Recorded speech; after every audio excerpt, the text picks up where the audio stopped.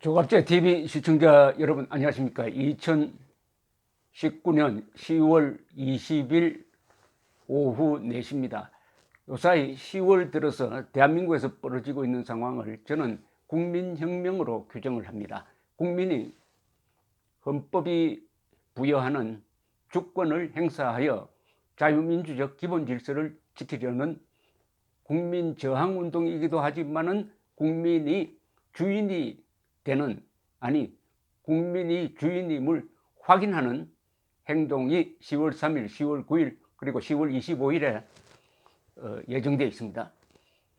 어제 10월 19일 자유한국당 주최로 오후에 광화문에서 집회가 열렸습니다. 저도 참석하면서 한 6시간 동안 행진하고 취재하고 했습니다. 그 인상을 좀 정리를 하려고 합니다. 예상보다 많이 나왔습니다. 그러니까 조국 사퇴로 좀 김이 빠진 것 아니냐 하는 그런 우려도 있었지만은 예상외로 많이 나왔는데, 이번에는 조국이 표적이 아니라 문재인 대통령을 직격하는 구호가 집중되었고, 특히 공수처, 고위공직자범죄수사처의 위험성을 지적하는 이야기로 구호로 그리고 플래카드로 덮였습니다. 역시 문재인 씨가 조국 사태를 깔끔하게 마무리하지 못했기 때문에 오히려 자신이 이제는 비판을 전면적으로 받아야 하는, 조국이 사라지니까 이제는 방패가 없어지고 문재인으로 집중되는 그런 여론의 분노를 느꼈습니다. 그리고 어제 여전히 자유한국당 강연식의 행사를 진행을 했습니다. 강명도 그리고 김진태 이어서 한 여성 자영업자, 그리고 나경원, 황교안, 이렇게 연설이 이어졌습니다. 특히 김진태 의원이 10월 25일에 돗자리를 가지고 오든지 이불을 가지고 오든지 해가지고 철야 우리가 농성하자고 이렇게 안내를 잘 해 주었습니다. 공수처 비판이 많았는데 하나 아쉬운 점이 있었습니다. 지금 공수처 법안에서 가장 큰 문제 중에 하나는 현역 장성을 수사할 수 있도록 한 것인데, 이것은 명백한 헌법 위반입니다. 이 민간 수사기관은 군대를 수사할 수가 없습니다. 군 수사기관이 민간인을 수사할 수 없는 것과 마찬가지죠.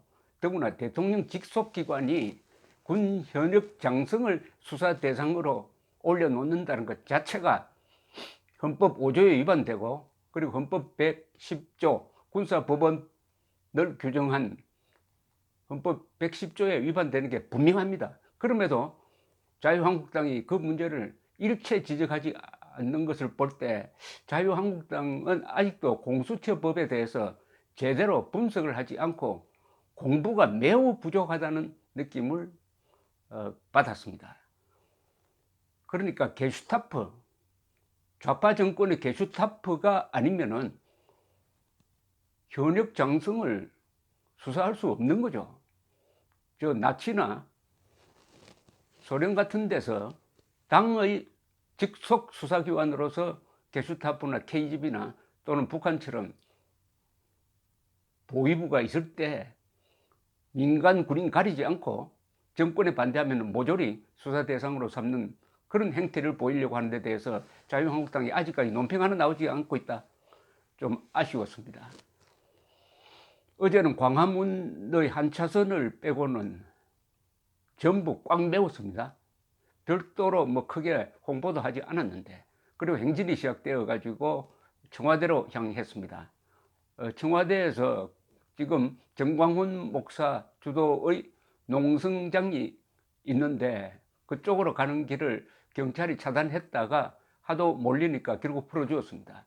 그쪽으로 가서 자연스럽게 농성하는 분들과, 철야 농성을 16일째 계속하는 분들과 합류가 되었고, 적석에서 정광훈, 김문수 이런 분들이 나와서 거기서 현장 국민대회가 줬습니다. 여기서는 아주 구호가 격렬했습니다. 자유한국당 주최의 때는 구호가 문재인 사죄하라가 많았는데 이 청와대 앞에서는 문재인 끌어내리자라는 이야기가 많이 나왔습니다. 어떤 시민 한 분은 자꾸 문재인 사죄하라고 하니까 아주 격렬하게 자유한국당이 아직도 정신을 차리지 못한다고 비판을 했습니다. 그러나 이 청와대 앞의 시위에는 김문수, 정광훈 이런 분들이 주관을 하니까 그 구호가 아주 직설적이고 문재인 씨 들으라고 막 함성을 지르고 했습니다. 이 자리에서 정광훈 목사가 한 20분 동안 연설을 했는데 아주 귀담아 들을 부분이 많았습니다. 촛불의 폐잔병이란 표현, 그리고 아주 흥미로운 제안을 했습니다. 총선 때 우파가 단일화해야 된다. 이것도 국민들이 이번 시위를 이끌고 있는 이 행동하는 국민들이 여론조사를 통해서 단일화를 주도해야 한다. 그러니까 국민 단일화죠. 국민혁명이 주권자의 힘이라면은 그게 국민 명령으로 바뀌어가지고 이제는 국민 단일화 명령을 내리자 하는 아이디어를 냈습니다. 나름대로 흥미롭다고 생각되는 것은 지금 이 국민혁명의 전개 과정에서 주도 세력은 국민입니다. 국민, 특히 기독교인들이 핵심적 역할을 하고 있죠. 태극기와 기독교가 만났다. 태극기로 상징되는 애국 시민들과 태극기와 십자가가 만났다는 거죠. 십자가. 그런데 이 성경이 우리 헌법 정신에 그냥 그대로 들어있기 때문에 태극기와 성경, 태극기와 십자가는 아주 친밀한 관계입니다. 지금 시위 현장에 가보면 개신교 신도들과 많이 나오는데 그렇다고 해서 불교, 천주교가 빠졌다고 볼 수가 없습니다. 어제 거기 보니까 이계성 전 교장 선생이 천주교를 대표하고 있었고 응천 스님이 불교계를 대표하고 있었습니다. 행동하는 불교계, 행동하는 천주교를 대표하고 있었는데 응천 스님이 나와서 할렐루야라고 하면서 개신교도들의 용기에 경의를 표하는 모습이 아주 인상적이었습니다. 요사이 북한 노동당 정권의 선전 매체들이 이 촛불 무슨 이런 시위는 이른바 검찰개혁을 요구하는 시위는 비호하고 이 광화문에 나온 애국 시민들을 비판하고 있습니다. 아마 북한 노동당 정권도 지금 대한민국에서 일어나는 상황을 보면서 상당히 불안한가 봅니다. 거리와 광장에서는 항상 좌파들이 다수를 점하고 주도권을 잡았는데 이번에는 10월에 들어와서는 기독교인들이 나서고 그리고 자유한국당도 가담하고 그리고 여성들도 나오고 젊은 사람들도 나오고 대학생들도 나오고 해서 국민혁명적인 분위기를 보여주면서 세가 커졌습니다. 그리고 무대를 광화문으로 잡았어요. 광화문, 시청, 숭례문, 서울역으로 이어지는 이 남북축선은 대한민국의 파워 엑시스입니다. 그러니까 권력의 축입니다. 전략적으로 매우 중요한 이 장소를 우파가 장악했고 좌파는 서초동, 여의도로 변두리로 밀려난 셈입니다. 아주 전략적으로 지금 우파가 이기고 있습니다. 광장에서 이기고 있어요. 그리고 그 기세에서 이기고 있습니다. 구호에서 이기고 있습니다. 무엇보다도 태극기, 헌법, 진실입니다. 제가 태극기로 뭉치고 헌법으로 싸우고 진실로 이기자라고 했는데 뭉치자, 싸우자, 이기자라고 했는데 이게 어느새 국민혁명의 핵심적 논리가 되고 있습니다. 태극기, 애국심이죠. 헌법, 진실 이것만 가지면은 대한민국이 절대로 선동 세력에 질 수가 없다는 자신감을 얻었다. 어제 제가 시위 현장에서 느낀 게 자신감입니다. 자유한국당은 조심을 했지만은 저기 청와대 앞에 몰린 사람들은 자신만만했습니다. 이게 어떻게 보면 두 축이죠. 자유한국당과 지금 국민혁명본부가 서로 상호 보완적으로 잘 이끌어가고 있다는 생각이 듭니다. 그러나 가끔은 경쟁하고 충돌하는 수도 있겠지만은 어제 정광훈 목사가 누누이 부탁하는 게 생각이 다르지만 하나가 되어야 한다. 성경에도 그런 전도서에 그런 말씀이 있다고 합니다.